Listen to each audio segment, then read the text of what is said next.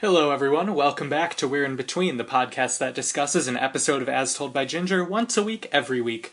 This week we're looking at Wicked Game. This is our episode 42, but episode 44 of the series. It aired on August 30th, 2003, and it was written by Emily Kapnick. And in this one, Ginger makes her big return from Avalanche Arts Academy. When she does, Dodie and Macie feel like they've been bumped down a spot, and Ginger seems preoccupied with her boyfriend, Darren. Mipsy and Miranda are also unhappy with the situation because now Ginger ignores them, making it impossible for them to embarrass her. They talk Dodie and Macie into helping them break up Ginger and Darren. Ginger eventually finds out about this plot thanks to Courtney. Meanwhile, Noelle Sussman loses Carl to Polly Shuster in a bet. For an entire weekend, Carl has to play Parrot World with Polly, because of course he does. Blake takes pictures of Carl actually enjoying this game and plans to use them for blackmail. So we have a lot going on here. Thank you guys so much for tuning in, and we're in between. Someone once told me the grass is much greener. We have a lot of cool stuff planned for season 3. Being proud of who you are no matter what you do. You definitely see the characters progress a lot more. They start growing up. I think Ginger and Darren are endgame. It is a masterpiece of an episode. Oh, it's the cattiest moment in the history of television. Trust me, everybody has been excited for our thoughts on it. Who's the girl in the pink capri? It's Courtney! It's Courtney! Someone once told me the grass is much greener on the other side. Well, Casey, I have to let you know this right now that this is the episode that everybody has warned us about. This is what they consider to be the worst episode in the entire series. Really? Huh. And we will be discussing more in details about that, so let's see if their opinions of if it's the worst episode is right.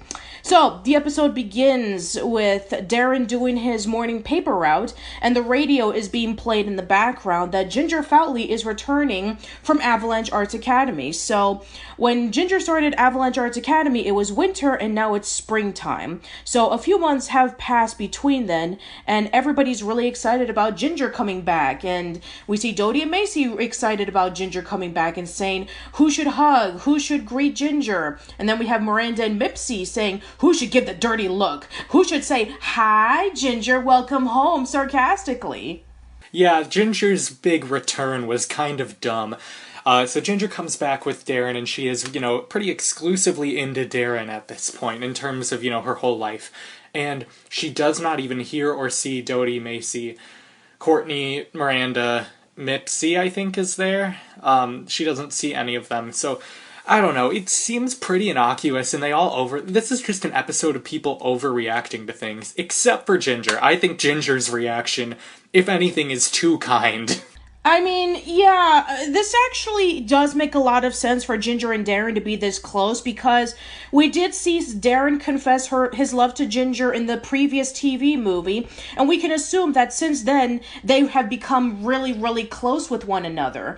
And so, now that they're back together for the first time in months, now they're really taking their relationship to the next level. And Dodie and Macie are extremely shocked by this, because, it's taking away our time with Ginger. Now, I want to let you know, this was actually slightly subtly foreshadowed in Dare I Darren. So, when Ginger had the dream about that she apparently had a crush on Darren, and when she was at the lunch table talking about it to Dodie and Macie, she said to them, oh, don't worry, guys. Even if the both of us were to get together, I'm sure things will get back to normal, right? And Dodie and Macie did not say a single thing, which we can assume that if they were to come together, they probably wouldn't have accepted it. But then again, in Far From Home, Dodie and Macie were actually kind of happy when Darren offhandedly said, I really love Ginger, even though that at the time, he didn't really mean it. So I'm kind of confused about how Dodie and Macie are really feeling about the whole relationship with Ginger and Darren. And as for, Mipsy and Miranda wanting to break Ginger and Darren off because, they're not giving her the attention for them to pick on her, it's completely stupid.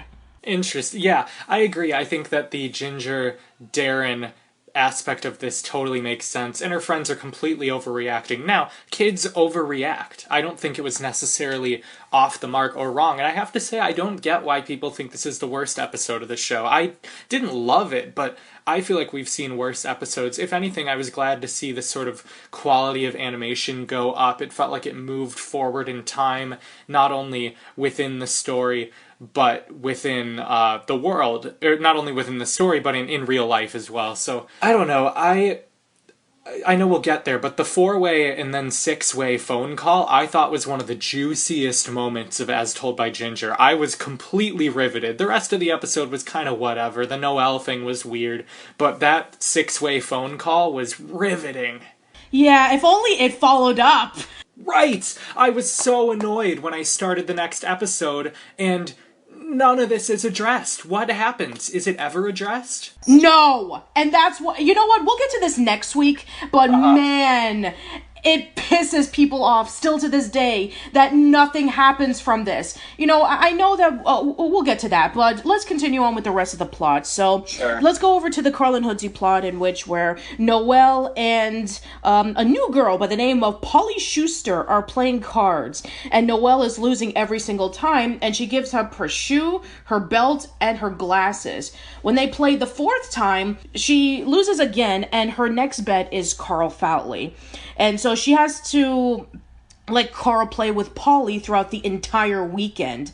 And man, I have to say, I don't like Polly. Polly, I don't know. It's something about Polly just is so incredibly weird, but not like quirky and charming like Noelle is. I feel like they're trying to create another weird character like Noelle, but they just didn't pull it off well compared to what they did with Noelle, Carl, and Hoodsie. It's like they were trying to catch lightning in a bottle twice. Right. Well, Patricia, it all makes sense when you understand that Polly Shuster later goes on to marry a man with the last name Fowl, and then goes to teach at an elementary school that Jimmy Neutron goes to, so... Just bridging all the Nick worlds together. Oh yeah, that's gonna be our next book, by the way. How the Nickelodeon universe is connected in a weird way. It's like the Pixar conspiracies, yeah. We did it with the Jimmy Timmy Power Hour. We did it with Rugrats and Our Real Monsters. We did it with Rugrats and the Wild Thornberries. Right. Let's put in Ginger and Jimmy Neutron. Oh man, the backstory we never knew we needed, and probably didn't need. And I do think that, like, the Noelle Polly thing is almost so ridiculous that it works for me, but, like, Noelle betting Carl, and Carl just sort of rolling with it. I know he's shocked, but, like, that he ultimately gives in. It's like, that's not how life works. You can't bet a person. Well, what about in the episode when Mr. Krabs bets SpongeBob to Plankton? Well, I think Mr. Krabs' relationship with SpongeBob is very different. That is true. I mean, he just sees him as an employee making a bunch of money, not as like a best friend, or even a boyfriend for that matter. Right, and SpongeBob wants to please everyone, and Carl is more of an independent person, so I was surprised, but it is kind of cute when he ends up getting into the game that she's playing. Carl is, you know, to title drop, in between here at this point. He's sort of between little kid and adolescence, and so he has a girlfriend, and it's getting, you know, serious for that age. But he's also still a child. Yeah, and we'll definitely discuss about, in the next couple of weeks, about, you know, his transition from being a kid to a teenager. So we have Carl meeting up with Polly for the first time, and she's, like, really crazy, constantly squawking, and they dress up as various birds, and they play Parrot World, which ends up looking like some sort of, like, dumpy backyard, but then when he imagines it, it looks like a jungle. It's like if the Wild Thornberries was a playpen. Yeah, that is a very interesting way. I would have enjoyed this episode a lot more if it had just been Eliza instead of Polly. Not me. No, I wouldn't have actually wanted a crossover. This show is not meant to cross over with other shows, so I'll stop forcing it. Can we talk about Blake's spying bug just straight up having his initials on it? Like, way to be subtle, buddy. Subtlety is not in Blake's name. I mean, his name is pretty much in everything, like the baby blanket from Dare I Darren. And like the hand towels have the Grippling name on it, right? Or they have a G. The toilet paper from Courtney has the Grippling seal on it. So, yeah, the Gripplings are not subtle when it comes to their property.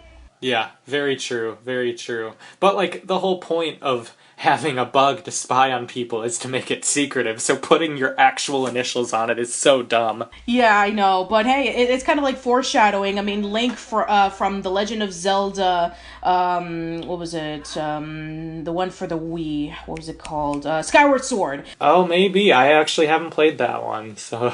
I've only seen that in, like, various clips. I haven't played the more recent Zelda games, but I have seen that Link would use, like, bugs to search around for puzzles. So, yeah, I thought it was pretty cool that Blake would use a bug camera and even, like, a little bug microphone and recorder so when he was talking to Carl and Hoodsy, which another thing that Hoodsy said was pretty subtle. The reason why he wasn't with Carl that weekend was because he's at his aunt's pig's farm, which was mentioned in Summer of Camp Caprice. All right.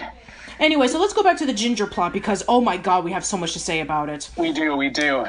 Okay, so, Dodie is fed up with the fact that, you know, Ginger and Darren are hanging out together so much. They want to have girl talk, they want to catch up to see how Ginger's doing, how is Avalanche Arts Academy, and Darren is everywhere. And that really pisses Dodie off because she wants to spend time with Ginger. They want to be BFFs together. They want things to be the way they were.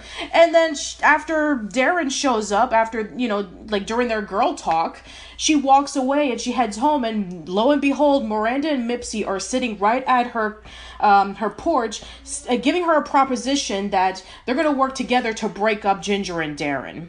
It's really devious, and I'm so surprised and disappointed in Macie by this. Dodie would pull a scheme like this, but Macie goes along pretty unapologetically, and they only are upset about it when they get caught. And I think they realize how awful they were, but I don't get enough closure or satisfaction with Ginger figuring out what was going on. Oh my god, I mean, why? I mean, in Driven to Extremes, Macie was willing to TP the substitute teacher's house, but this is the lowest point that Macie has ever done.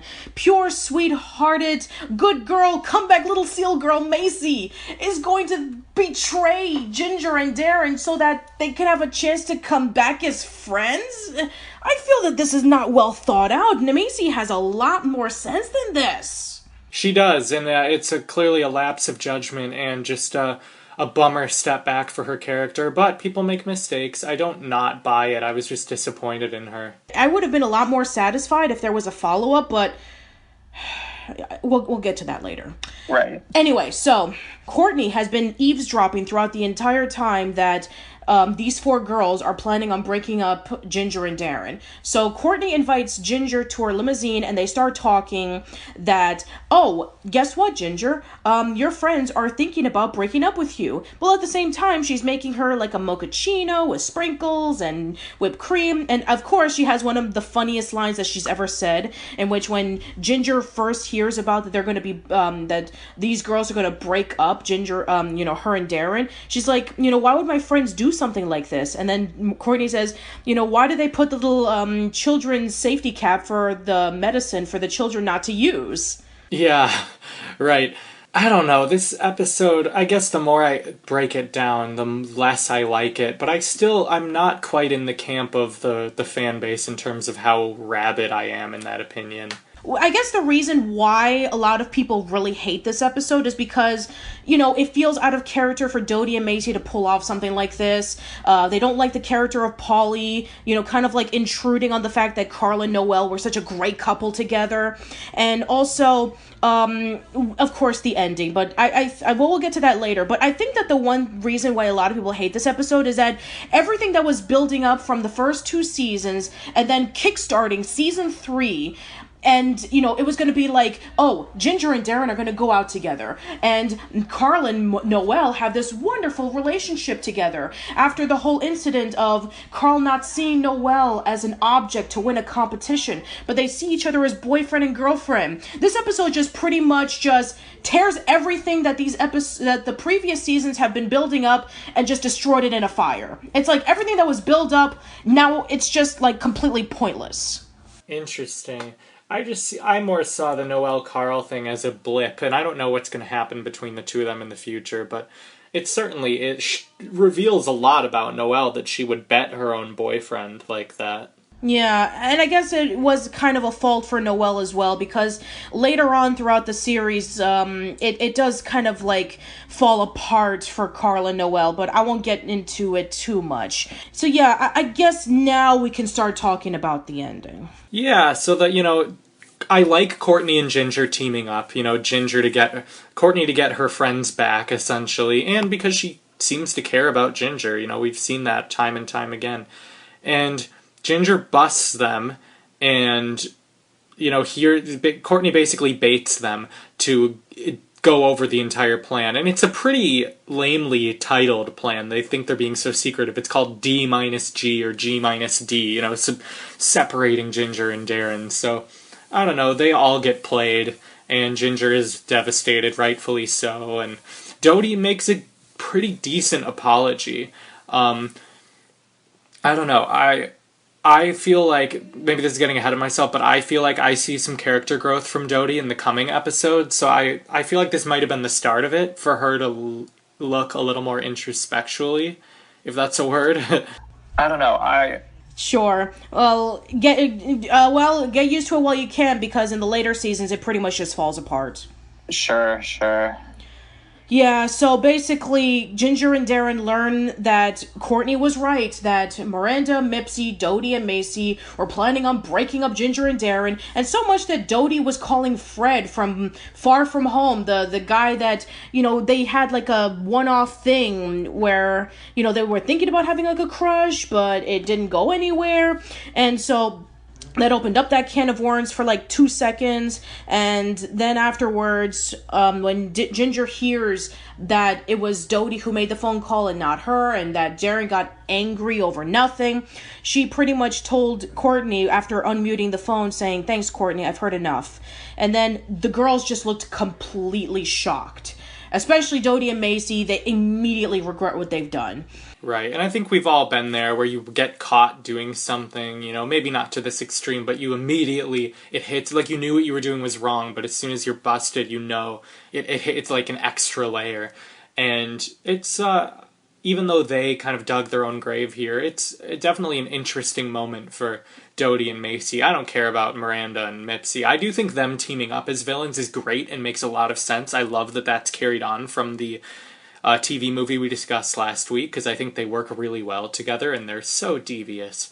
But yeah, it's a bummer ending, and it just sort of ends. Like, we don't get any closure on it. Ginger is clearly still holding a grudge, but then next episode, as we'll get to, it's seemingly gone. Yeah, and guess what? I didn't want to let you know about this because, this was spoiler at the time. So during the time when we interviewed Eric Casimiro, Mark Risley, Melissa Disney, and just more recently, Liz George, they've all asked us this very same question, and they have no idea what happened. And even Mark Risley himself admits that they dropped the ball on this. That there should have been a resolution. And when I asked Eric this, because he was the one who wrote, next week's episode that we'll be talking about, he doesn't even remember what happened. So I guess the only person that we can talk about this incident is Emily Kapnick. If you're listening, Emily. Yes, please. Everybody wants to know about this. Please let us know what happened. We don't know, but yeah, we'll definitely discuss more in detail for next week. All right, so that's it. That's the end of this discussion. So yeah, so time to give our ranking of yay, nay, or meh. So go ahead, Casey. I'm going to go against the grain. I'm going to give this a meh. And don't at me in the YouTube comments. Actually, go ahead and at me. But, I don't know. I thought there was enough interesting elements of this episode for it not to be a total nay. But I give the concept of them not following through on this episode a nay.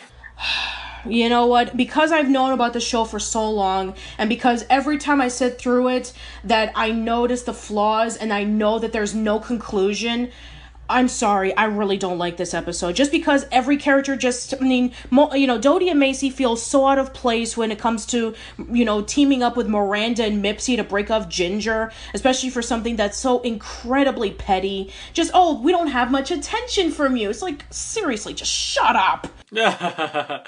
Piss off. And then, of course, there's the whole, Carl and Polly are going to be coming together, which it's a real slap in the face considering that we had such great chemistry with Noelle and Ends She Was Gone and Far From Home. So it's like I mentioned just a few minutes ago, everything that was building up for the previous seasons and then starting off with Far From Home as the kickstart to season 3, and the next episode of season 3, it's gone in the trash.